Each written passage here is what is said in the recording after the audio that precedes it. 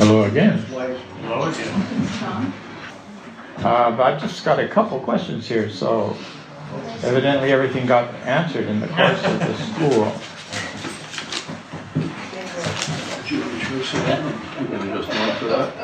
If I get too tired, I'll let me move on to stand up again. Thank you.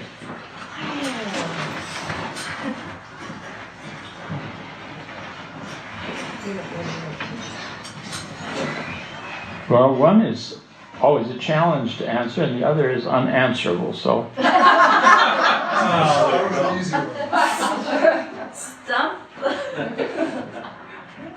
the Baha'i position on homosexuality is very difficult for many, particularly youth, with the current social focus on acceptance. How can we respond to these concerns? I think, first of all, we understand the principle in the faith that he shall not be asked of his doings. So from Baha'i point of view, we don't seek the answer to this within the faith. It's defined, and it's one of the laws that's derived from the verses of the Akta, so that's clear. In explaining this to others, we have to say that we have standards and guidance within our Baha'i community that we're following. But we don't in any way expect to impose this on the general public. These are matters that are being carried forward by civil discussions, human rights, and so on, and we wish everyone well in the process. Within the faith, which we understand is the guidance that God has sent us to spiritualize us, to prepare us to enter the next realm of existence, he stresses that the two veils keeping man from his maker are self-love, ego on one hand, and carnal desires on the other. And as far as joy in sexuality, it is not highly emphasized in the faith. We view sex as something that is to take place only between a man and the woman who is his wife. So all kinds of variety and variation on that are challenged to the Baha'is. But this, they understand, is the way to attain to spiritual ascendancy, to expansion of consciousness. I myself think it's helpful to say to non-Baha'is that we don't expect to impose these standards outside of the faith, but that we do believe that they are the means of attaining spiritual happiness for human beings. And we can't tell you why, except that we believe this is a message that comes from our Creator, and He understands our nature better than we do. Hooper? Yes, sir. Related to that specific question, could you perhaps add insight to our community received, I don't know, all communities received, but our community received a packet, which was a deepening packet on this subject. And very shortly after we received the packet, we received a call from the National Spiritual Assembly not to deepen, even as a community, on that material. No? I didn't get the material, so I don't know which it is, except that perhaps they didn't want so much emphasis in it with the other activities that are going on, or the House of Justice asked them not, just to hold back on it. Yeah. There's nothing secret about that. I mean, the House of Justice has issued several letters, very elaborate letters, certainly lifting any veil or confusion about homophobia, for example, where we have to love everyone. They're all the creatures of God. Certainly people with challenges of all natures need to find the cause. And also, both the House of Justice and the Guardian said we shouldn't be inspecting the lives of each other. The Baha'is have to know the rules and try their best to follow them.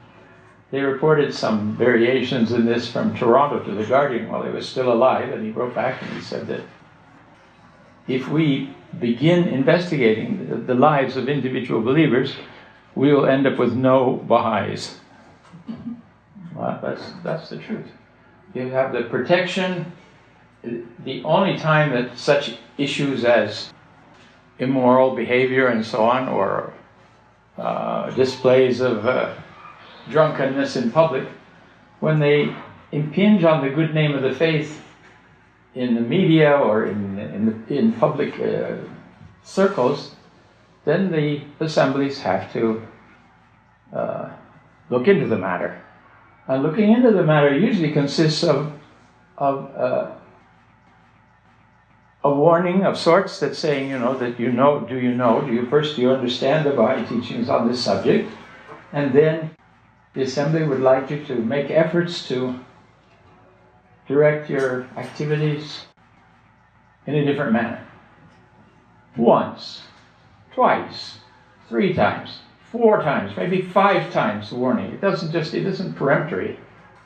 And it would have to be continued public displays inappropriate for the faith. That's not for you and me, that's for local assemblies. Action that local assemblies might take. But we might be referring the assembly to the fact that such things has happened and is causing consternation amongst people. That used to be the case. Now it's more our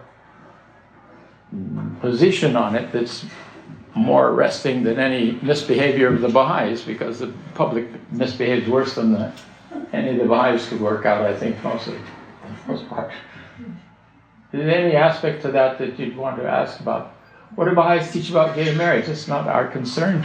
In the faith, we don't have gay marriage, but we realize that in the civil society that is a matter to be decided by civil society. So we don't have axes to grind or public issues to denounce. Pull back from that. I wanted to mention, with respect to the conversation today about our non-involvement in politics and party politics, the Guardian wrote a very revealing letter to one of the National Assemblies about the temple guides. He said temple guides will be oftentimes provoked with questions about politics and what the Baha'is teach about this or about that political figure or so on. And he said they must be scrupulous in not engaging in such discussions. To say simply that we don't enter into party politics and we don't interfere with government policies.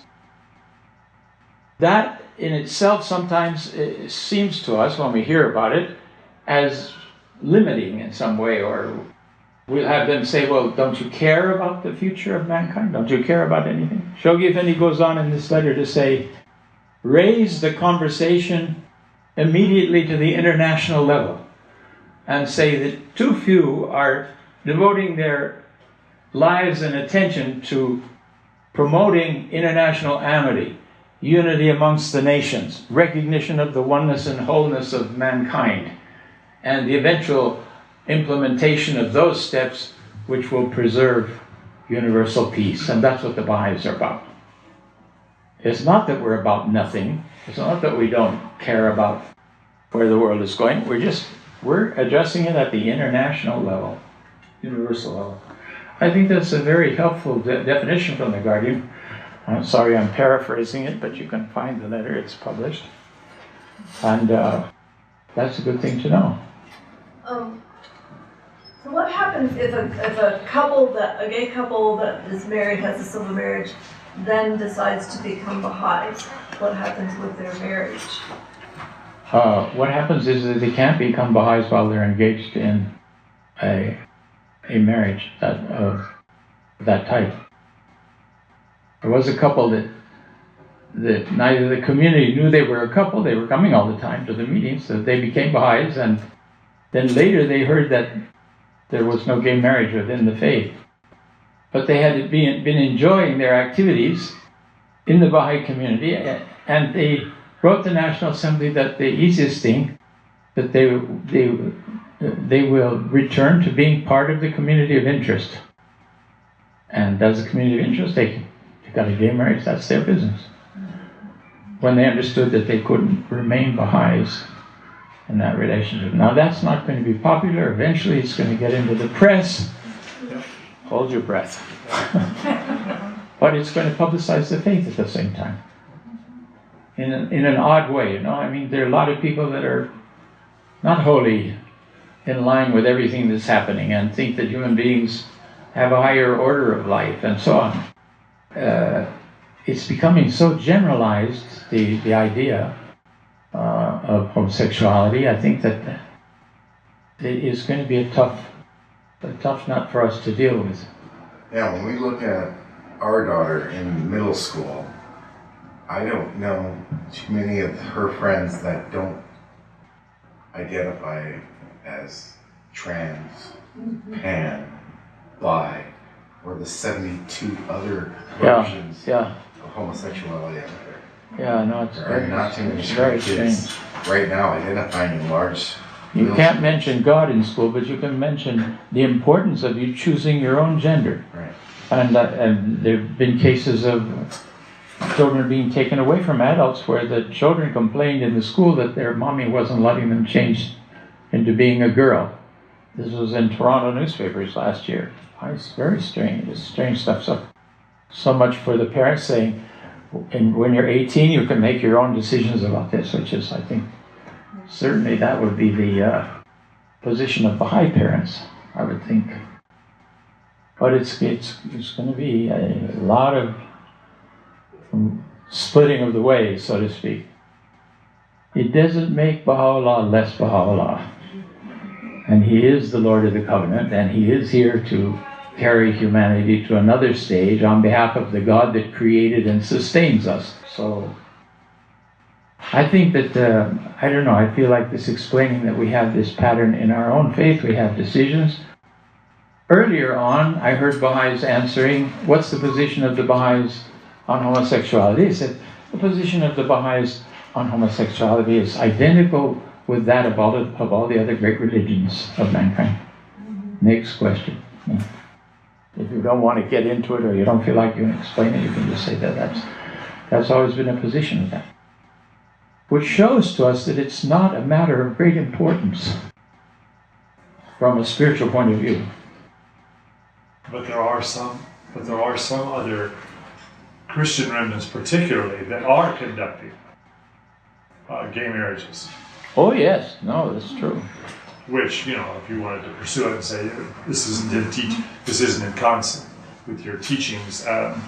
If they say no, we know some religions that do. No, you know some churches that do. You know some denominations that might. But in general, the position of the great religions is themselves. I would think that your conversation would actually be a little different if you were talking to Baha'i parents what they should tell their children. That's an interesting question. I haven't worked that through myself. Well, because kid is already an adult. Every TV show has gay couples now. Yeah. And so forth. So the most natural. It's being pushed to become the most natural thing possible. So it seems like Baha'is have to tell their children what the Baha'i law is. I think so. That would be. And then the children. I think you can't leave it to the children. I think you need to tell the children that's not the way we think you should conduct your life. I think you're absolutely right in that. I don't know how you're handling it as parents. You're obviously handling it already, so. But I think that's true. Please. Well, I think something that a lot of Baha'is probably don't fully understand, that this is about chastity, and heterosexual people have just as much trouble obeying the chastity laws as homosexual people do. And the reality is that this whole explosion of sexuality in the media allows promiscuity. So this isn't just about homosexual relationships or heterosexual relationships without marriage, it's about promiscuity. And that's extremely damaging to an individual's psyche, emotional stability, spiritual wellness, and so forth. And it's difficult for me to talk to my gay friends about the prohibition against gay marriage in the Baha'i faith. It's hard to explain that. But I know enough about the world to know that there's a great deal of promiscuity going on in all groups of people. And this is really, I think, at the core of what the problem is. One of the things about science is they say things sometimes ahead of having proofs. Yeah. That it's now accepted that homosexuality is, you're born that way, and if you're born that way, then why shouldn't you have rights to act on the way you feel? Which makes perfect sense, except the premise is wrong. You're not born that way. Shoghi Effendi says it's an illness. This is not a popular statement to make in public, obviously. But it does tell us that there is something that happens to the child at a very early stage, which puts them in that tendency. We've been created man or woman. And except for, a very minimum amount of people who are babies who are on the line, but that's so minimal. But the majority of the cases are otherwise. So I think maybe we need to explain to our children that too. I don't know how that works out, but the point is that this is not, God hasn't created people that way and then denies them the right to marriage and sexuality. So it's a difficult challenge for everybody. Well, we should try to get it straight in our own minds what the teachings of the faith say and read these letters carefully that the House of Justice has prepared. Our family has a young friend that is transgender, and this all happened when the child was very young. So we knew the child as one gender when they were a baby into toddlerhood, and then now the child's identifying as a different gender, so we had to learn a different name and things. Yeah. And that was very odd for my children because we knew this child was somebody else. So what we as a family have focused on is does this person still have the capacity to show kindness and courtesy, and we focused on virtues, and we've obviously talked about what the Baha'i laws are, but that's how we handled it, of focusing on that person still has the ability to reflect the qualities of God regardless of their gender, regardless of their gender view. Right. Because even this fellow who was doing sex operations in New York from the beginning recently came out with an article, and he says that in his understanding, with all the years that he's had of sex changes, no one's permanently changes their sex. It doesn't happen. I mean, you can force it, maintain it in another direction, but if you stop the kind of medication or supplements, it goes back the other way. So, and now we're hearing about children who've made that choice, and when they're 18, they decide they don't want it. They want to go back the other way, and it's not always possible. So I think parents have to think through if they can wait till the child is older. If you have a child that's insisting themselves because of what they're hearing at school, because the school is preaching that to them, I think you have to try to encourage them to live a little older so that the choice remains open for you. I don't know, that's a personal view of mine, but I should think that would be a sensible position, please. I think it's easier to just trust Shoghi Effendi, even though what he said isn't politically correct right now, but it could be, he's always decades ahead of us, always, in other ways. Yeah, no, I think it's very important to realize that it's not that he was behind the way of science that has now discovered that this is natural and normal. So it isn't the case. I can consider it the case. And I don't know how it's going to evolve. We're all on stage waiting to hear what's going to happen next. It's exciting. Now, here, see if you can answer this question. How do other species of humans, such as Homo habilis, Homo erectus, Homo neanderthalis, fit into the Baha'i teachings? Why did they become extinct? I know of nothing in the Baha'i teachings to answer that question. Nothing. And as I'm not a prophet myself, I cannot propose an answer. That's so simple. Yes? DNA has been extracted from Homo neanderthalis, and it is shown that we are related. You get on 23andMe or National Geographic, send them the sample of spit, and they will tell you how much Neanderthal you are, how much of that genome you have in your genome. And in this sense, I trust science. Yeah. Abdul Baha said that we have looked differently at different times. Yes. I think the fossil record probably traces our development as a species. That seed that was man, as Baha'u'llah said, that seed that was man, or man said was always there and it was always distinct. We are not animals, we are man, but we didn't start, boom, 1,000,000 years ago. There was something before that that evolved into us. My understanding. Yeah. I think that we turn to science for this understanding, since we don't have it specified in the teachings. As far as I know, maybe there'll be something points untranslated still. Please, John. I put that in the same drawer of obscurity where Baha'u'llah talks about the prophets that are unknown and civilizations that are past. And so I don't know anything about, obviously, those civilizations that are past, the prophets that are unknown. Whether or not they were part of Neanderthal or something else, it's, like I say, that big drawer of obscurity. Fair enough. Well, science says we've looked this way, the way we do now. We've looked this way for 60 million years. Oh, no. So wrap that up with all the other things you've heard. That's a very old scientist. The new translation of Unanswered Questions also broadens the applicability of many of the things that we thought were so. True. That is true.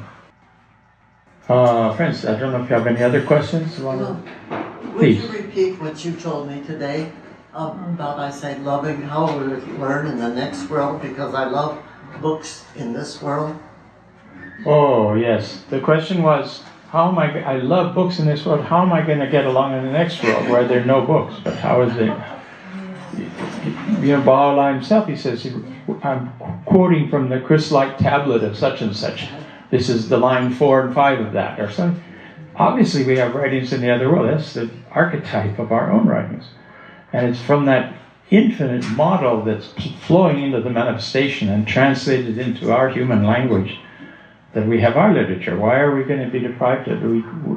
We will attain to the mother book himself. So I don't know, I wouldn't imagine. And I went off the deep end saying, well, there's universities in the next world. We hear about references to universities. Abdullah talks about the University of the Kingdom, and John told us the story about how Colby-I is being prepared as a professor in the University of the Kingdom. We have the general statement, which I think we should all, really ponder and meditate on, that everything in this world has come from that world. The design of everything is there. This is simply the coding of the ideas pouring into this universe from the kingdom. So if we have government, they have government. If we have food, they have food. If we have clothing, they have clothing. If we have houses, they have houses. It's there first before it comes here. This is something that I think is helpful to us. Realize our senses are not physical powers. They're manifested as physical powers in our body, but they're eternal spiritual powers. They exist when our eyes are closed and we're not seeing. We see in dreams. We see everything. We see color. We see food. We see terror sometimes too. So I don't know. We should be very cautious about saying that the next world, well, I'll miss, my chocolate ice cream or something. Is there chocolate in the next world? And the chocolate here is only a shadow. The chocolate there, yes. Please. So you mentioned yesterday that there's no salaries for the members of the House of Justice, but you get a living stipend. But knowing that many of the members have served for 10, 20, or 30 years, how do you raise a family? How do you That would be part of the stipend, would be adjusted to your family needs, whatever they are. And I can tell you that the standard at the World Center, those that were there long term as custodians of the holy places or in the offices, the stipend was exactly the same as that for house members, which put a big strain on us because we were expected to dress in suit and tie all the time. I must say that was a challenge for me. Yes. I'd like to know if you, I brought this up earlier, I think, about not dwelling on the unpleasant things of life. And, it's so hard to then move on with horrors in your life. Is there any more writings or references that you run across that might help people move on and not dwell on the unpleasant things in life? I think you also mentioned the idea of replacing negative thoughts with positive thoughts. You need more. In the Igon, in the section about the true seeker, he says to consume every wayward thought with the flame of his loving mention. This is a very important formula for us. Every wayward thought. We want to be very cautious about thinking and feeling negatively about each other. In the book, I quoted a letter that hadn't been published in the Forces of Our Time, where Shoghi Effendi makes it clear that if the Baha'i feels and thinks negatively about other Baha'is or others in general, he opens himself to the dark forces of life. What are the dark forces of life? He says we should study the dark forces of life.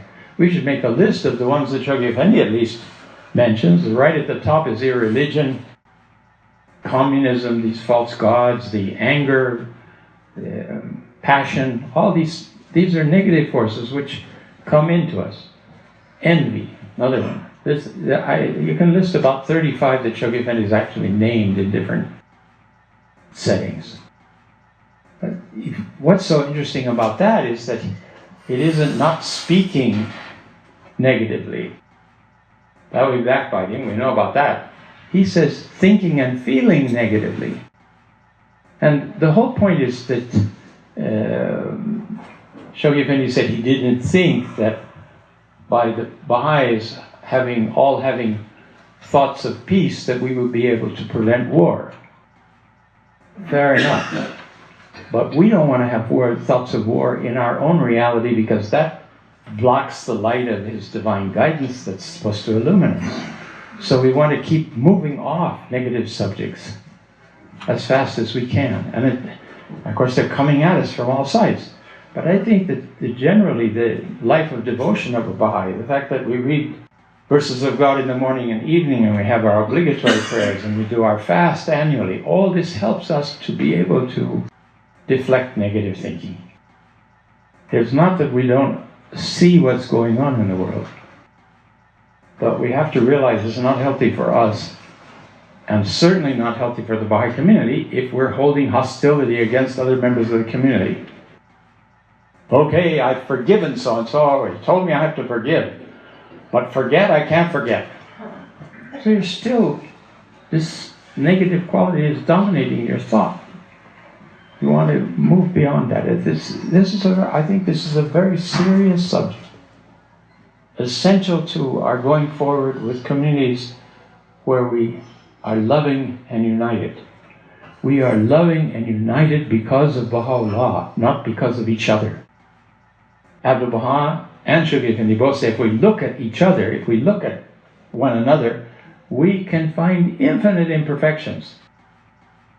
And then he tells us that you know your imperfections more than the other people. They're even seeing them or inventing them sometimes, which isn't very pleasant. So by our closeness with the manifestation, with his spirit, by becoming the hollow reed that we heard about the other days, that he can, it's his music that's going to play through it, but it's not going to play naturally if it's all clogged up with our recriminations and upsets with other people. And I think it's clear enough from what are in the teachings that there's nothing that anybody can do to us that's so bad that we cannot forgive and forget. We can be weak and not be able to forgive and forget, but there isn't anything that God's going to throw that at us. If Abdu'l-Baha can pray for the people that tried to poison him and plan his murder and so on in his will and testament, that's the example for us. It doesn't mean that what people did is right and so should be forgotten, although it's not our role to go after people. We're supposed to have a forgiving eye towards everyone. The assemblies, if things get out of hand, then they have to address them. But as individuals and for our own spiritual health, we got to get this right. Postscript, P.S. on this point. The prayer, "O God, refresh and gladden my spirit," has come out of the prayer book because there's no original text for it. The old standard. Doesn't mean you can't say it. Yeah, it's the first thing everybody memorizes. It's strange enough. It seems mostly. Where does it come from? Most applicable. So we didn't know for a long time.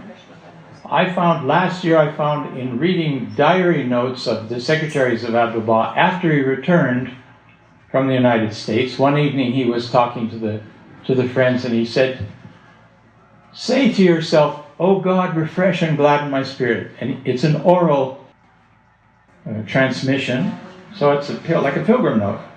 But that isn't good enough to keep in the prayer book. But it does mean that it has some reflection from Abdu'l-Baha. So I don't think you have to unmemorize it or anything of the sort. I'll tell you, we had two of them that came up at the same time. The prayer book was thoroughly looked to find the counterparts of everything. And the other one that we have no text for at all, and we haven't resolved it, but the house said it's too soon to take both of them out, is oh my God, unite the hearts of thy servants," which is the second one we all memorize.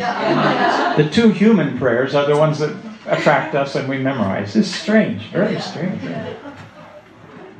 But bear that in mind when you're planning holy day programs and things like that. It's easy enough to put that prayer in and it's still all right, but you may want to think about another one that has firmer roots. And if you follow the character of that, unite the hearts of thy servants.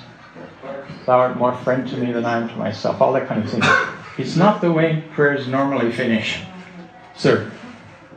The first prayer I memorized was, "Oh God, guide me, protect me." And then when they changed that, it blew my mind. But they changed the wording, but not the meaning. It's, they brought it closer to the original language. And that's going to happen with other texts as well. Not with the Guardian's translations, but other translations. Look what's happened now to some answered questions. The librarian's discounting the unity prayer here. Sale going fast. There's 4 left. I want to go back to changing the negative to the positive. The best illustration I've heard of that was when you were talking about translation for Dr. Mahajer when someone asked about drinking wine. Oh, I yes. would like to share that with the group. Well, it's interesting. This was in a public meeting in Peru, in Lima, Peru, and the counselors had met there with the Hand of the Cause, and afterwards he had a press interview, and after that he had a public meeting in the hotel, which had quite a crowd of people. And Dr. Mahajer presented a short picture of the faith. I was the translator into Spanish. Okay. That was one of the most brilliant presentations on the faith I've ever heard.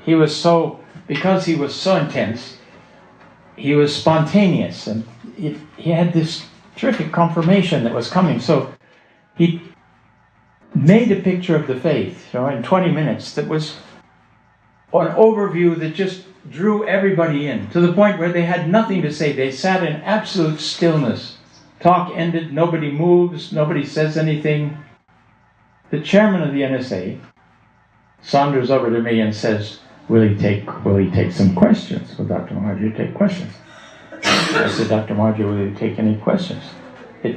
I was disturbed by the idea of questions because it had settled so well on the people. It had such a magnetic effect on them. Why even mess it up, you know? And he said, okay, yeah, we'll take questions. So, of course, the man in the third row with the big red nose raises his hand and he says, what about wine? I thought to myself, I had to translate that to the hand of the cause. He's asking that. He said, I'm so glad you've asked that question. The Baha'i writings are full of references to wine. The wine of astonishment, the wine of divine guidance, the wine of this, the wine of that. It's a terrific example for us. And he said, if you taste one of those wines, you'll never want to take another taste of that other wine. Next question. Yeah. I'm not sure how I'll ask this. Sort of for a person that had been reading your book and started feeling like this idea of darkness started taking on the entity of the devil. And whereas their understanding had been darkness is the absence of light. And so I think the comment had been made in this discussion of, well, there's the ego, which is not an entity, not the devil, et cetera, but would you address that? That's a big subject. My goodness. It is? Never mind. No, it's all right. It's all right. Let's see what we understand about it. We understand we've been hearing about the whisperings of the evil one. Yeah. Okay, which is there, and for a certain period represented Mirza Yahya himself, but it transcends that in prayers and meditations and a few passages where he talks about this, the whisperings of the lower self. It's the whisperings of animal desire. We are both animals and human souls together. We have two parts to ourselves, spiritual and material.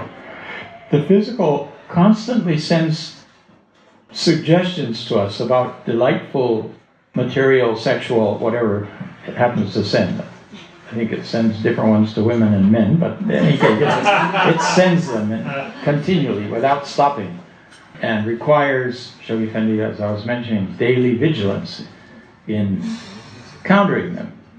If you don't embrace them, you don't take the imagination and look at the imagination and decide to take its clothes off or something like that, okay, that's one thing. You pull back from that and you hold to the teachings that I have to be detached from these things and this is not according to the teachings and whatever it is you say that goes back to that. Every wayward thought with the flame of his loving mention. This loving mention is also remembrance, this loving remembrance, this loving praise. It's all zekr in that word. It's an Arabic word, and it means praise, remembrance, and mention, all simultaneously.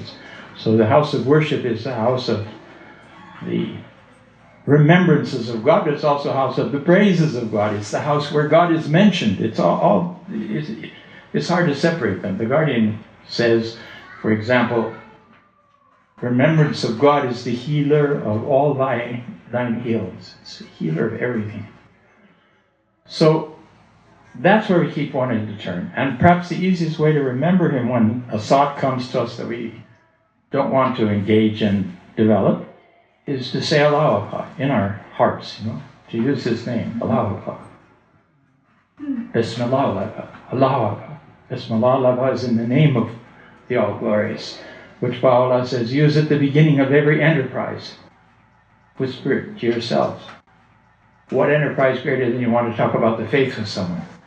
Just before you say, oh, I know, I'm going to talk to them about this, or I'm going to answer that, in your heart, in your mind, you say, Bismillah, in the name of Baha'u'llah, in the name of the All-Glorious. Help me to say the right thing. Because after all, we're trying to be reeds without, that the pith is gone from, so that the melody will be clear and perfect and touching. You're saying this? Pith. Yeah. Pith. Oh. Whatever is stuck in the middle of the reeds. Thank you. Okay.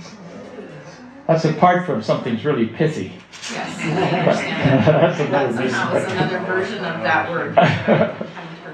Anyhow, so there are evil influences coming at us. We're, for example, counseled not to read the lies of the covenant breakers because they're not. It's not a question of truth. It's a question of poison. It has a negative effect on us. There are people that have to read them. The teachings in the World Center, we had to read. We had to see what the covenant breakers were up to, what they were, their correspondence, and what they were trying to convince people of. So there is a protection within the institutions to do that. Shoghi Effendi had people do that. He did it himself, obviously. So there's that. But basically, the talks about raising your thoughts. If you have a thought of war, think of peace. They're in the end of Paris talks. And there's a few of those that I think it's always good for us to go back and look at again, because it helps to orient us with this. How do we keep our thoughts light and elevated and alert to, is this a waiting soul? Is that a waiting soul? Who am I going to talk to the faith about the faith next? And in what manner? I don't know. It seems to me those are all connected together. Especially now, we're so few Baha'is in the world. We have a terrific... We're the only ones, he says, that can carry forward the cause. We have to communicate it. He's communicating the faith. He's delivering the faith through us. What are you going to wait? The House of Justice is going to teach everybody? It's sitting all day in meetings. You're the free ones. You're able to move around, meet new people. You're able to pray in the morning and meditate. Oh God, guide me. Which one of my friends should I be following up with? Where should I be putting my attention? He says you have you make a large group of friends, and then you begin centering on the ones that seem more promising. And then you pay their attention to them until you instill in them an attraction to the cause and so on. Are we all doing that? Do you have somebody right now that you're working with? Ask yourself. How are you going to participate? What kind of face are you going to put when you go to the next world? It says you'll be issued into the company of the prophets and messengers of God. And they will ask you what you've suffered in the path of God. Well, if you haven't suffered very much, it's going to be a fairly short interview. If you've given your whole life for the faith, you'll be able to engage a long time with it. Is it true that another person can debase you or abase you? Or is it true that only I can abase myself? Or they can try, but if I don't accept it, is it true that they can't do it? They might do all sorts of things by spitting on you or doing all sorts of things. That's kind of complicated, but I think that what you're saying is, you know the answer to it yourself. That they can't really harm you. People can say whatever they want. Ali Nakjawani was telling me one time, so he said, if you're attacked personally, your character's attacked, he said, don't defend yourself. Mm-hmm. Let God be your defense. Don't rush to say whatever. You may deny it, I don't know, whatever. Depends what without the circumstances of each one of such events is singular, it's different, but let God defend you. He will defend you if you haven't made terrible mistakes. And if you've made terrible mistakes, you better go to Him to ask forgiveness, so that the defamers don't spread, the defamations don't spread. Very pleased to have made your acquaintance and to have had these days together in such a spirit of fellowship and inquiry and study of the writings. I wanted to say to you that I'm afraid I hadn't clarified sufficiently while I was speaking to you about the nature of the 5-year plan and the goals and things that we're engaged in. I have pulled back from being a specialist in those things.